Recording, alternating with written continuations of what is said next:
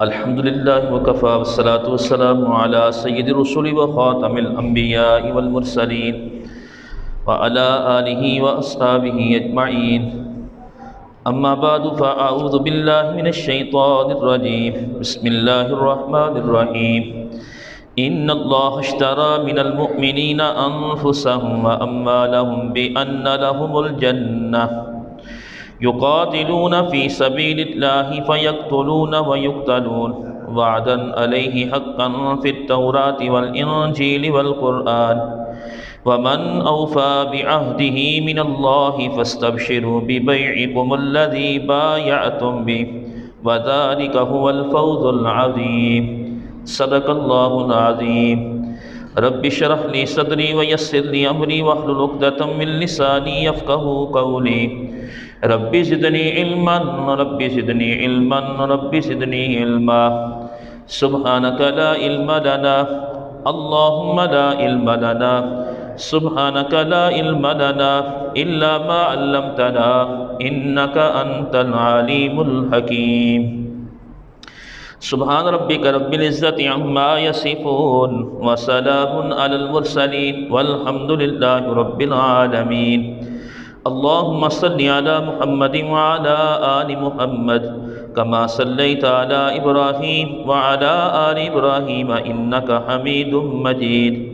اللهم بارك على محمد وعلى آل محمد كما باركت على إبراهيم وعلى آل إبراهيم إنك حميد مجيد. انتہائی واجب الاحترام معزز سامعین گرامی، آپ کے سامنے 11واں پارہ سورۃ توبہ کی ایک آیت تلاوت کی ہے.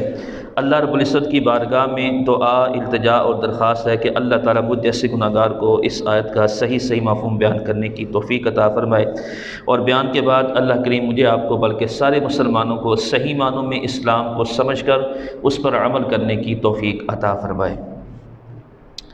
محرم کا مہینہ جس میں شہادتوں کا تذکرہ جاری و ساری ہے، لیکن آج کے ہم نے اس بیان کے اندر سمجھنا ہے کہ شہادت کہتے کسے ہیں. پہلی بات کہ شہادت کا معنی ہوتا ہے گواہی دینا.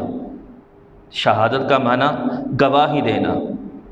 کلمہ شہادت کو بھی کلمہ شہادت اسی لیے کہا جاتا ہے کہ جس کے اندر ہم اللہ سبحانہ و تعالیٰ کے معبود ہونے کی، اس کے الوہیت کی گواہی دیتے ہیں کہ اشہد ان لا الہ الا اللہ، کہ اللہ میں گواہی دیتا ہوں تیرے سوا کوئی معبود نہیں، تیرے سوا کوئی الہ نہیں، تیرے سوا کوئی ایسی ہستی نہیں جس کی بندگی دی جائے، تیرے سوا کوئی مشکلوں کو حل کرنے والا کوئی نہیں ہے، تیرے سوا حاجتوں کو قبول کرنے والا کوئی نہیں ہے، تیرے علاوہ کوئی بھی ایسی ذات نہیں ہے جو کام بنانے والی ہو، صرف تیری ہی وحدہ لا شریک ذات ہے.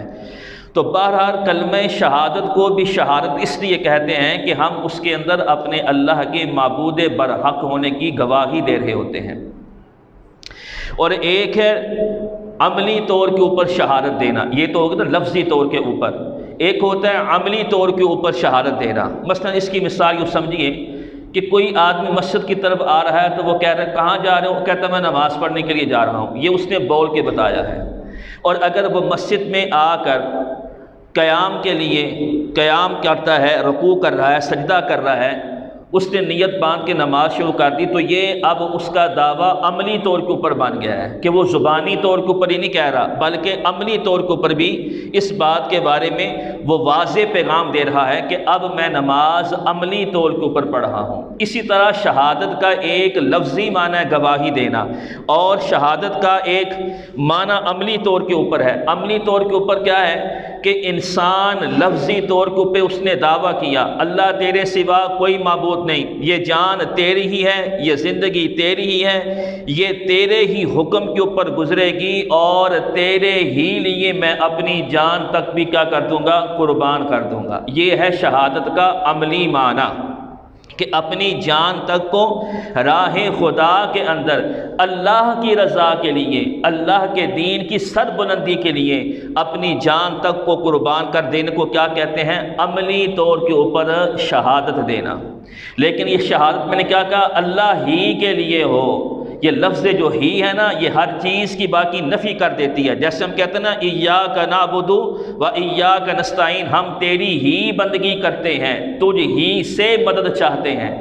تو بہرحال شہادت عملی یہ ہے کہ ہم عملی طور کے اوپر اپنی جان تک کو اپنے اللہ کے دین کی سر بلندی کے لیے، اللہ کی رضا کو حاصل کرنے کے لیے اس جان کو بھی راہ خدا میں کیا کر دیں؟ قربان کر دیں۔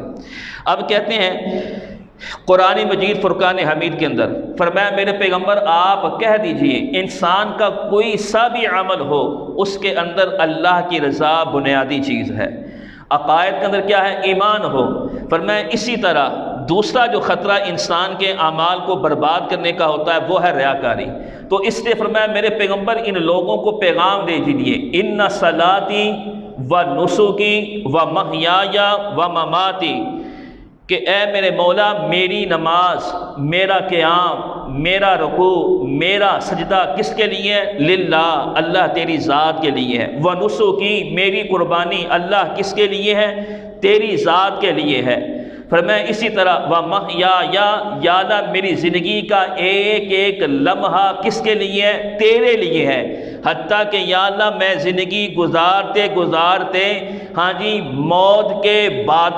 موت کے بادل آ چکے ہوں، موت کا سایہ منڈلا بھی رہا ہو، تو میری اس وقت بھی زبان کے اوپر یہی ہوگا کہ یا اللہ میرا مرنا بھی کس کے لیے ہے؟ للہ، اللہ تیرے ہی لیے ہے۔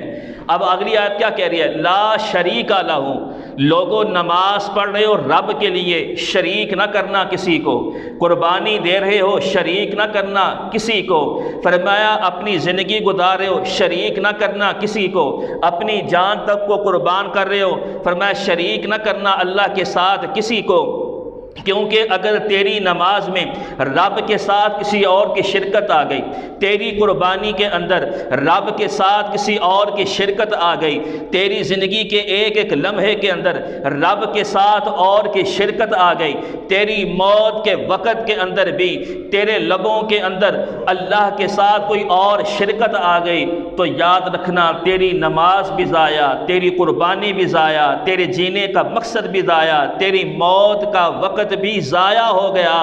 کہ تجھے اسی بات کا پیغام دیا گیا تھا کہ ہر لمحہ اپنی زبان کے اوپر اور اپنے راسخ عقیدہ کو اس بات کے اوپر لے آ کہ یا اللہ میرا کوئی سا بھی عمل ہو، نماز ہو، قربانی ہو، جینا ہو، مرنا ہو، شہادت کی موت ہو، یا اللہ وہ کس کے لیے ہے؟ صرف تیری ہی ذات کے لیے ہے۔ لا شریک لہ، میں اس کے اندر کسی اور کو شریک نہیں کرتا۔ اب کہتے ہیں کہ جو شہید ہونے والے ہیں ان کی تین قسمیں ہیں۔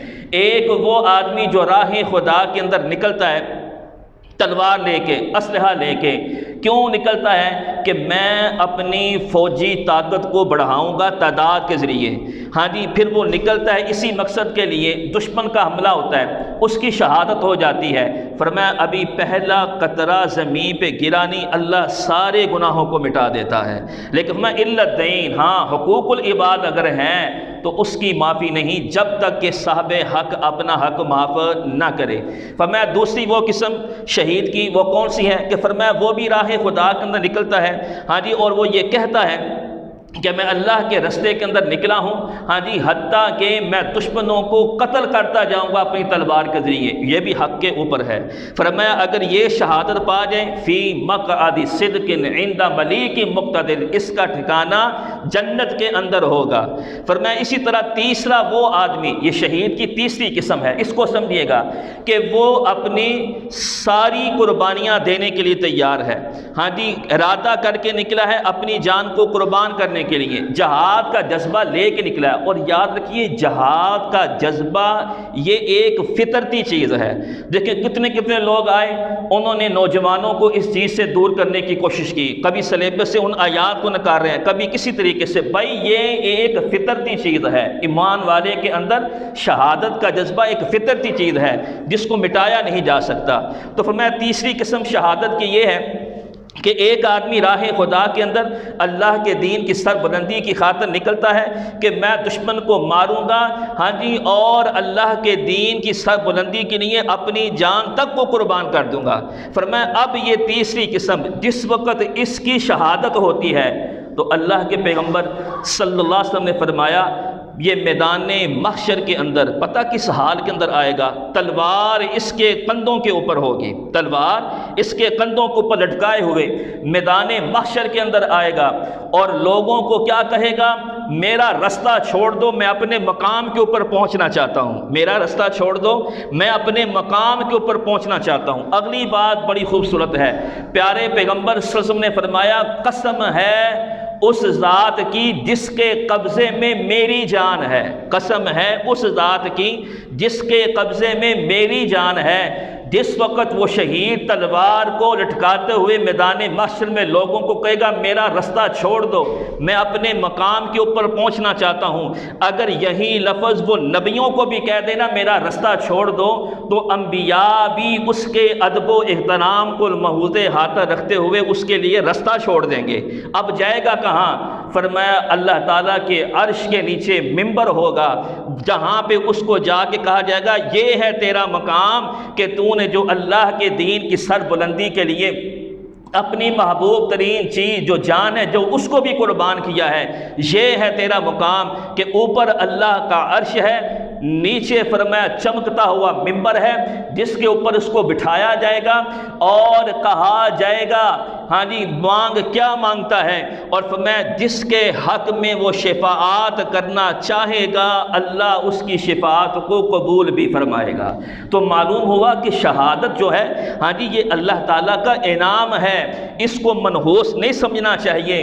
اگر یہ اتنی منحوس چیز ہوتی میرے پیغمبر اس بات کی تمنا کیوں کرتے، حضرت عمر فاروق اس بات کی تمنا کیوں کرتے، حضرت عثمان اپنے رب سے شہادت کی دعا کرتے ہوئے کیوں نظر آتے، حضرت حسین کربلا کے میدان کے اندر کبھی نہ جاتے؟ مطلوب یہی ہے مومن کا کہ وہ اپنی جان تک کو اللہ کے دین کی سربلندی کی خاطر قربان کرنے کے لیے کیا ہوتا ہے، تیار رہتا ہے، یہ ایک فطرتی جذبہ ہے۔ تو اس اعتبار سے شہادت اللہ کا کیا ہے، انعام ہے۔ اب دیکھیں نا قرآن کیا کہتا ہے، ہم سورۃ فاتحہ کے اندر اپنے رب سے کیا سوال کرتے ہیں، ہاں جی پہلے اللہ کی حمد و ثنا کرتے ہیں، اللہ کے اوصاف کو بیان کرتے ہیں، دعویٰ کرتے ہیں اس بات کا اللہ تیری ہی بندگی کرتے ہیں، تجھ ہی سے مدد مانگتے ہیں، اہدنا الصراط المستقیم، ہمیں صراط مستقیم کے اوپر چلا۔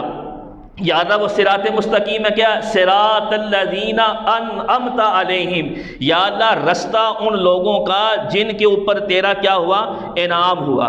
اب وہ انعام یافتہ کون سے ہیں؟ فرمایا قرآن کا یہ قانون ہے کہ قرآن کا ایک حصہ دوسرے حصے کی تفسیر ضرور کرتا ہے، تو فرمایا آگے دیکھو قرآن کے اوراق کو پڑھتے جاؤ تمہیں نظر آئے گا اولئک الذین انعم اللہ علیہم، فرمایا وہ لوگ جن کے اوپر اللہ نے انعام کیا وہ کون سے ہیں؟ چار قسم کے لوگ، من النبیین والصدیقین والشہداء والصالحین، فرمایا اللہ کے انعام حاصل کرنے والے چار گروہ ہیں، انبیاء، صدیقین تیسرا درجہ، شہداء کا چوتھا درجہ، نیک لوگوں کا۔ تو معلوم ہوا جو شہادت ہے وہ کوئی ایسی چیز نہیں کہ جس کو منحوس سمجھا جائے، بلکہ یہ اللہ کا انعام بھی ہے اور اللہ کی طرف سے ایمان والے کے اوپر احسان بھی ہے۔